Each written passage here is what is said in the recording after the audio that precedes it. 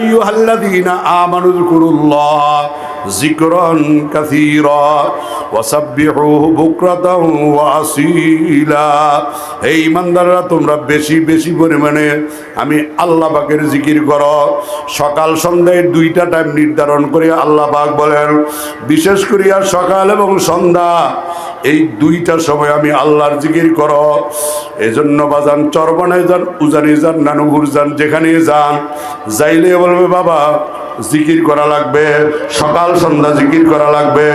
আপনি মুস্তাকুন নবী সাহেবের কাছে যান, আর আনিসুর রহমান আশরাফি সাহেবের কাছে যান, অথবা আল্লামা নুরুল হক শাহ হুজুরের কাছে যান, যেখানে যান না কেন দুই বেলা জিকিরের কথা আপনাকে বলবে।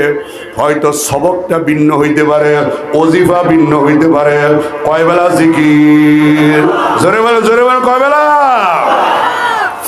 আল্লাহ পাক বলেন ওয়াসাব্বিহুহু বুকরাতাও ওয়া আসীলা। আল্লাহর হাবিব সাল্লাল্লাহু আলাইহি ওয়াসাল্লাম একদিন সাহাবায়ে কেরামের সামনে বলে, আল্লাহ পাক কিয়ামতের ময়দানে বান্দাবান্দীদেরকে ডাক দিয়ে বলবেন, আইনা উলিল আলবাব, এ জ্ঞানীরা, ও বুদ্ধিমানেরা, বুদ্ধিজীবীরা, তোমরা কোথায় আসো? আমি মাওলা পাকের খাস দরবারে আসো। সাহাবায়ে কেরাম বলে, ইয়া রাসূলুল্লাহ, ইয়া হাবিবাল্লাহ, আল্লাহ তাআলা কাদেরকে বুদ্ধিমান বলিয়া ডাক দিবে? কারণ আমাদের সমাজে তো যারা বুদ্ধিমান, যারা বুদ্ধিজীবী, এরা বুদ্ধি ব্যস্তে ব্যস্তে ব্যস্তে ব্যস্তে ইসলামের বিরুদ্ধে বলতে বলতে এদের মাথার চুলগুলি ফইরা মাথাটা মনে হয় যেন ফুটবল খেলার মাঠ হয়ে গেছে। ল্যাংটা না করলে বোঝাই যাবে না এরা মুসলমান না খ্রিস্টান। আছে না নাই? জোরে বলেন, আছে না নাই?